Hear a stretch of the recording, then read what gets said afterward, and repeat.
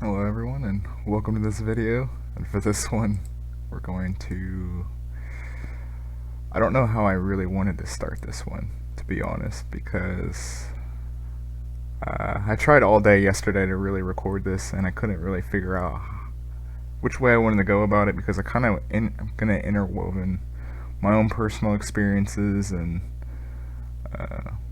just a bunch of different elements together, because I think this is like a really interesting topic, but more than that, because it's so relevant and personable.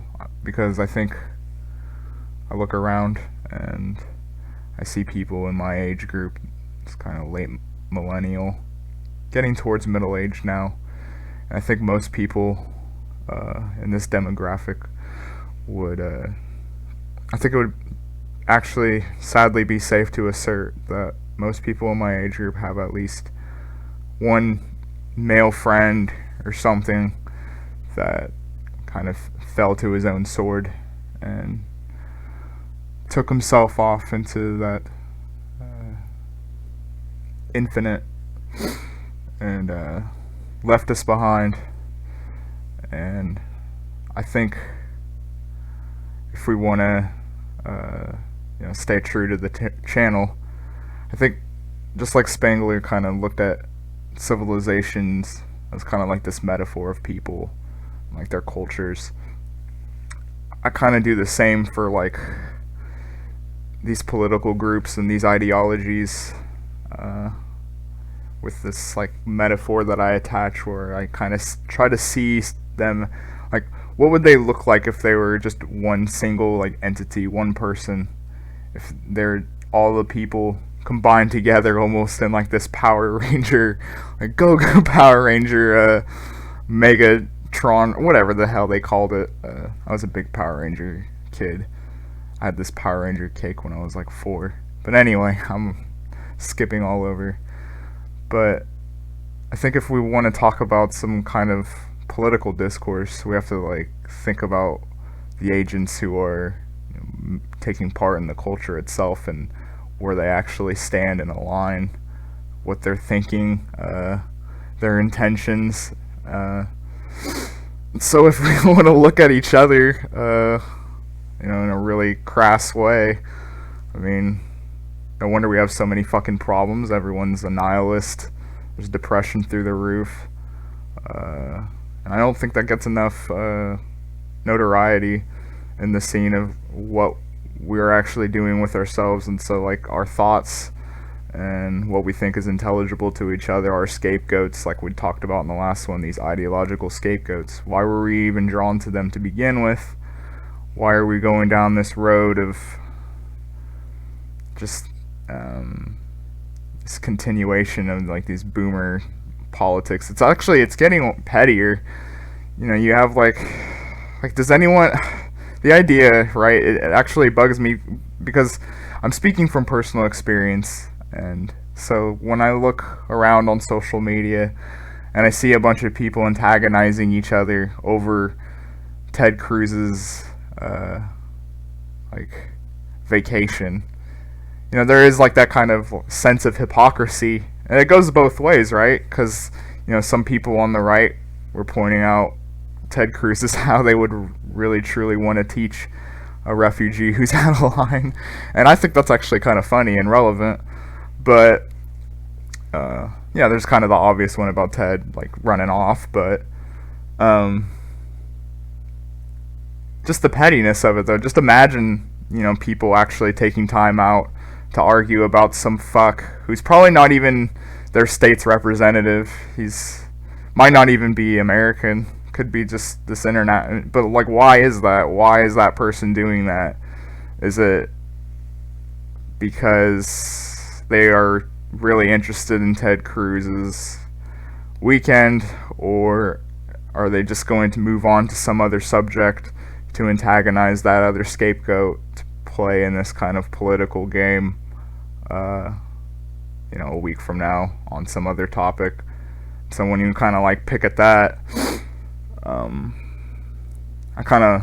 I guess I would look at myself and just be in this anxious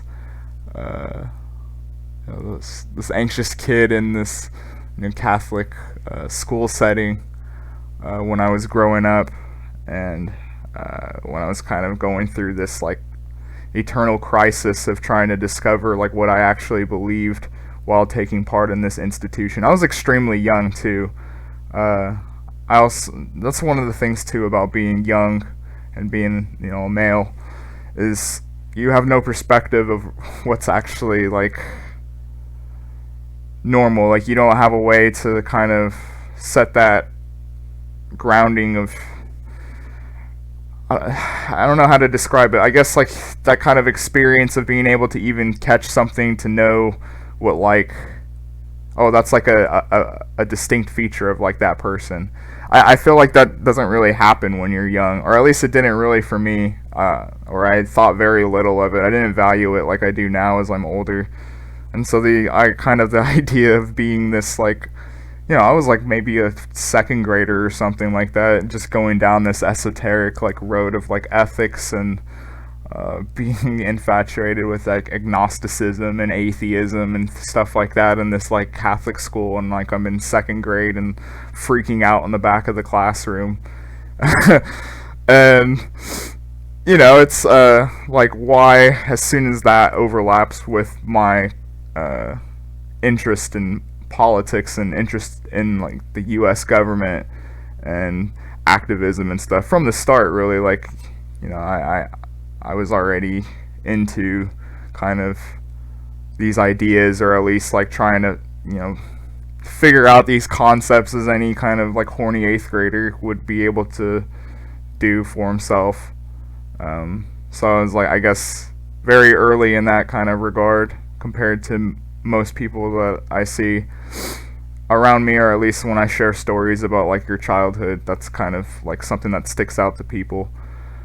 And so I don't think that's really a mistake. And when I was talking about Schmidt in the other video, to me it just fits like a glove to understand like this kind of how these political representations have this like theological origin to them, and it kind of looking at it from that perspective, to me it just like fits naturally, because as soon as like I kind of had this death of this like institution that was supposed to guide me for potentially the rest of my life, at a very young age, like the next thing to do was just to move on to like secularism and trying to like pick my ideology. And obviously I navigated towards leftism and that kind of thinking, as I've shared before. And so when we kind of look at everyone around us, we see obviously the extreme forms of alienation with technology. I think most people would agree. I think most people would honestly at this point even assert like, if they could truly like run off and be away from this kind of social media life and this like apparatus of just being connected with everyone in this like hive techno mind almost, they would totally opt out. Or at least I think a lot of them that's like kind of concerned about what's actually being done to them, I think that they would like totally opt out if they could, if they truly felt they could. But most people can't, and I mean you really can't, in my opinion. But that might be a different video for another time. But regardless, taking that as is, we see this like extreme form of like alienation all around us. You don't even have to talk to anyone really at this point to get like your favorite restaurant's food now. Like it's just all these like colorful buttons that you can press on your phone, and then some guy can like deliver it to you. And if you're like not doing in this kind of like I don't know what you like, concrete like money like transaction, and you're just doing it all with your card payments, like the guy just drops it off and like that's it. Like you don't have to interact with anyone, you don't have to go through, honestly, that nobody really likes, at least not in every situation does someone like to, when they go up and have to talk to like the guy who's working the counter or something like that. Most people don't like that kind of situation, but most people don't realize what's good for them when it happens to them, right? Like, maybe you don't want to go to that party, but you do, and you end up meeting like your next girlfriend or something like that. These kind of situations happen, and so like the idea that we can just avoid, any kind of confrontation, any kind of awkwardness is like really missing the point. And there's going to be a future video that I really want to go down on about, my own thoughts on kind of like the state of like sexuality and like like what is really happening with like OnlyFans and stuff like that. Not to just like sit there and just wag our fingers and say like, oh, just don't do it and this is really bad, but actually kind of like pick at what's going on with it and see what could potentially be lost in the society that's just, I guess micro, like, I guess you would call it almost like a commodification of like, just like genitalia being stimulated in these like brief moments that you like pay money for, and pay money for like a place to be acknowledged by like this woman who's like otherworldly, like, her location doesn't matter, none of that matters. There's none of, it's so awkward that it's like not at the same time, and then it's just like totally done in this like business way, in this like transaction, where they both understand like the kind of like she's gonna treat you like shit, honestly, because a lot of those guys actually like that kind of stuff anyway, and he's gonna throw money at her. And yeah, I mean that's an old that's, but what matters is the technological like aspect to it and the alienation of it, and I think the lost aspect of like this guy who's probably very low status, let's not beat around the bush, to be able to do something like that, to be in that kind of position.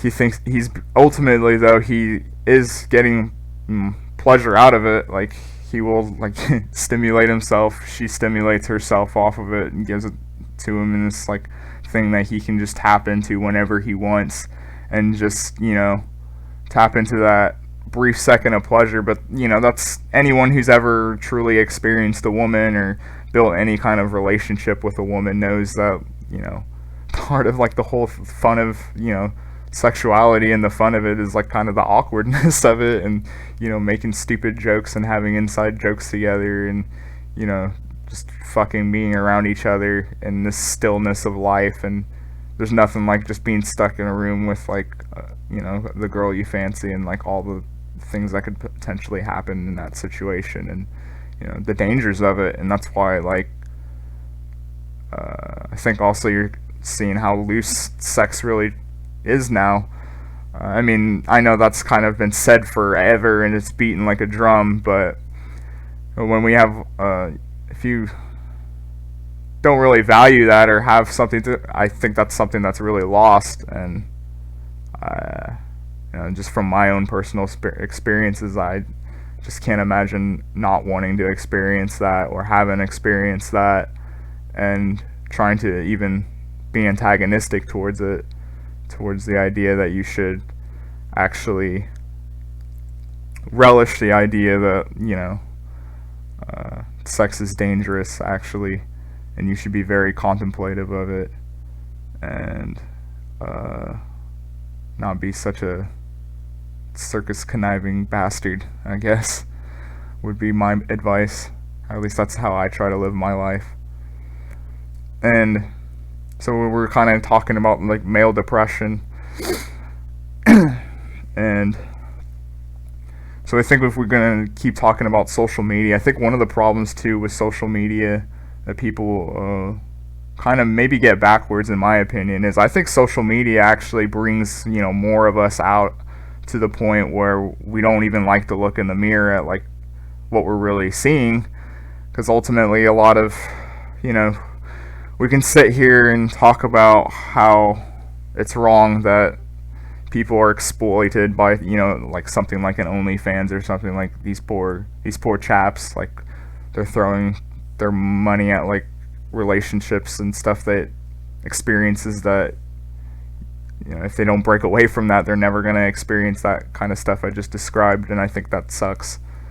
But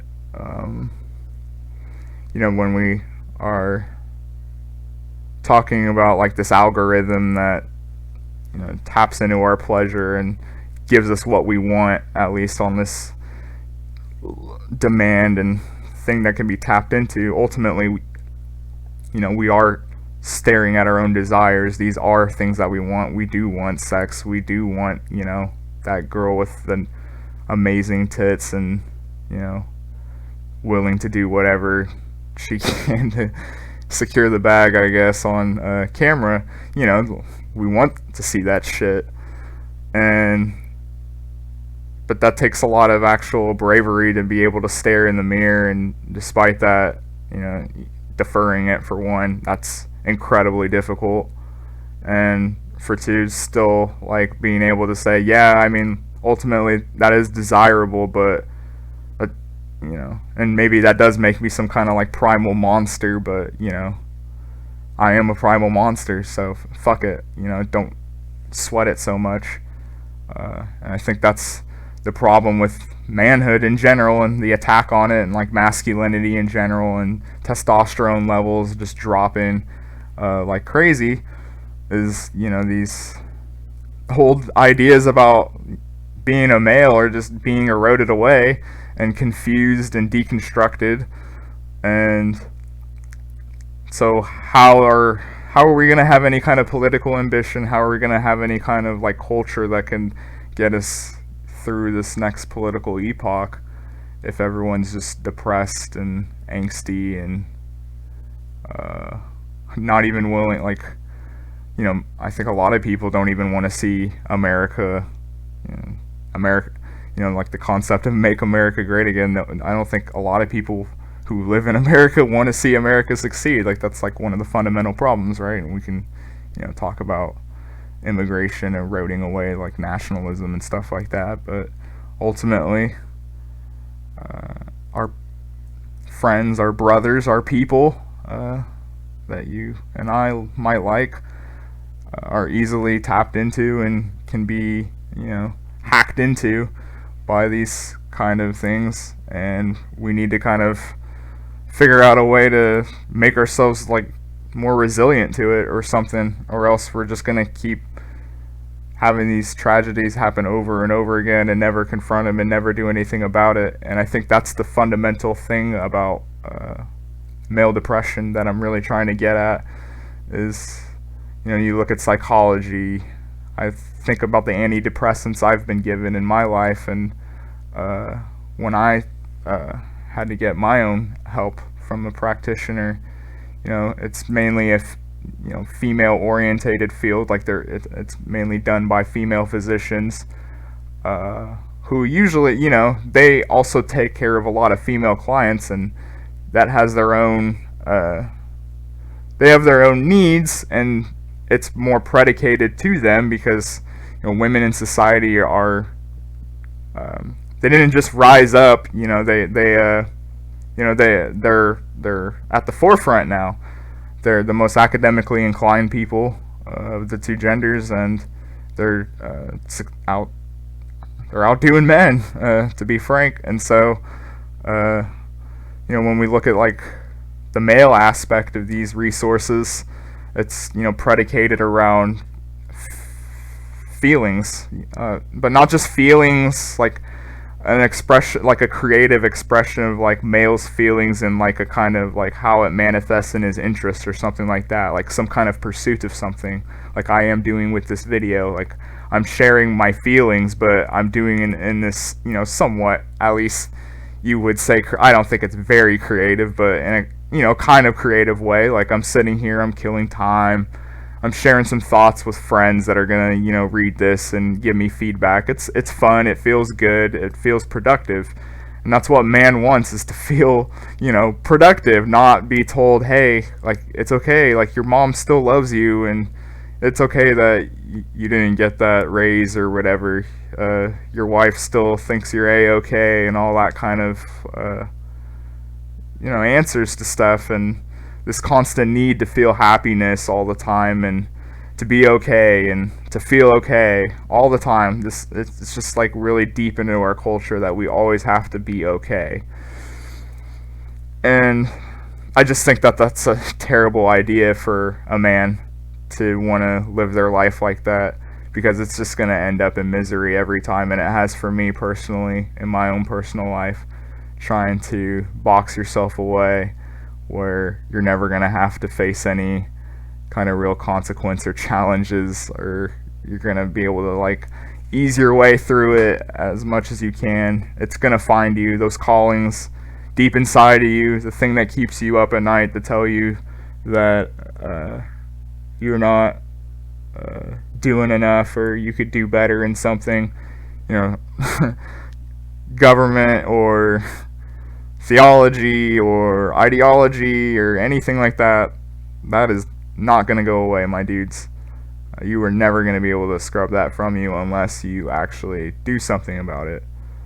And when I'm talking about kind of lower testosterone, I know that kind of sounds like some kind of like bro science thing, but it's a very important sex compound that we need to balance ourselves, and also kind of, quite literally gives man that desire and drive, in my opinion, to give the conditions necessary to face the abyss for what it is, this real world that is going by you right now. And one day you're gonna be fucking gone, and deal with it. Pretty much that's pretty much what 2021 for, I think, most people in this age group feel. They feel like this kind of fish who knows his tank. He's the first fish to ever really understand and conceptualize the tank fully. His entire life has lived inside with the knowledge that he's in this tank, because we're way past these synthetic theological concepts now, and it's just us and this secular these secular power structures in front of us, and we just argue about like the state of our wages and contemplate stuff like that. But it is what it is. It's just kind of interesting though, because I was pointing this out earlier to one of my friends. Is if you actually look at male suicide, one of the things you'll notice is whenever you have like a situation where there's no real big social upheaval going, there's no big, like, I don't know, some kind of communist revolution going on, or some kind of regime that needs or is in de facto being toppled or being asserted, even in an imperial sense, conquest and whatnot. You don't really see you don't really see suicide being a problem among males. Now you could say that, oh well, they're obviously being all taken off to war, but you would probably, especially in this in the World War I and World War II sense, a lot of it was the kind of chess match of waiting each other out. So a lot of these men had a lot of time to sit around, armed to the teeth, and had a lot of time to think with those weaponry around them. And ultimately, a lot of them did not choose to blow their heads off while they're in the middle of being in these social struggles of warfare with other agitators. And up and down, wherever you look, you'll see a lack of male suicide whenever you have these kind of conquests, this kind of like call to action and this taking of this other. And I think we try to do that a lot of the times too with the Immigrant. Like, the Immigrant is almost a myth in its own for both sides. The immigrants like almost like a mascot for this corporate conglomerate of and globalism, and making of this like de-worldly person, this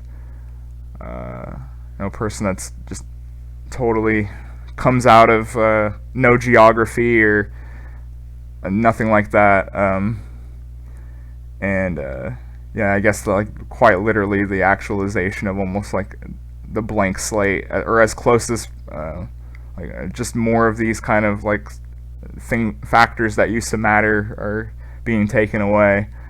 But as opposed to the other way of seeing it, as opposed to the right, who might see, or at least maybe there was kind of this primordial, this almost, I don't know, you would say biological confrontation against like the other. Like the other is this invader, the other is not us, and so it's a challenge. And so when we kind of like consider male depression, like, I mean, you put a challenge in front of us, then all of a sudden we have purpose, and that's great. It's self-sustaining. It's what we desire. So you put something like the immigrant in front of the right, and suddenly you have a call to arms and something like that. Whereas with the left, she has the new spicy lover that's exotic and mysterious. But yeah, that's these scapegoats have a multiplicity to them among these ideologies, if you will, and I think that's kind of the whole point, is almost acknowledging that in my own personal life, when you kind of go down this rabbit hole of leaving beyond theology, or I don't want to say leaving beyond because that's really disrespectful, because I don't have that sentiment at all, or at least I try not to, even though like I kind of express my own biases in my own intellectual journey. But if you could actually, I mean, I would say like the reduction down from like the kind of metaphysical living and contemplation of that, or God, and those kind of concepts, down to like communism and fascism and liberalism, and trying to form some kind of utility for your favorite group, and trying to wage as much barriers as you can on your enemies. That's pretty much God now, at least it is in our contemporary politic that we look around in. So yeah, I guess to acknowledge that ideology and these scarecrows, as we kind of were referring to them in the last video, as there is like there's a reason why people are doing this, and so if we want to kind of point out a symptom, then we gotta kind of pick deeper and look at these bigger problems. And yeah, so I think looking at us as political actors in ourselves, seeing the heroin epidemic, seeing these individual problems, if we want to have any kind of outwardly goals, if we want to do as I kind of said, make this metaphor of kind of this grandiose, almost megamorph Power Ranger like manifestation of our willpower of what we want out of the world as a goal. We have to make ourselves strong, as strong as we can, so we can make the idea strong, and trying to help each other, iron each other out for our responsibilities and flaws as a part of that process. And I think we should look at hard stuff like that, as opposed to other things that I admit myself choose to do. But yeah, this is kind of a big ass ramble video that I wanted to make. Like I said, this is a very near topic to me, obviously, because I've dealt with kind of clinical depressive issues most of my life, actually, myself. And yeah, so kind of my own advice personally, I guess, if I was going to go down that road to kind of cap off this video and end it, is wherever I found relief, wherever I found myself going down these troublesome waters, is to realize that where we are in this historical time, there's this massive gap and kind of crisis going on of being, quite literally, and trying to make something of it. I mean, there's the whole reason why we just are in the shell of this, or still are deep within, if you could argue, because some people kind of just see us as like this end of history, which in itself is like very ominous, right? To kind of just see yourself as the last man, that in itself can be really disenchanting. But I think when you want to stare at the abyss, when you realize that like it's up to you really to be able to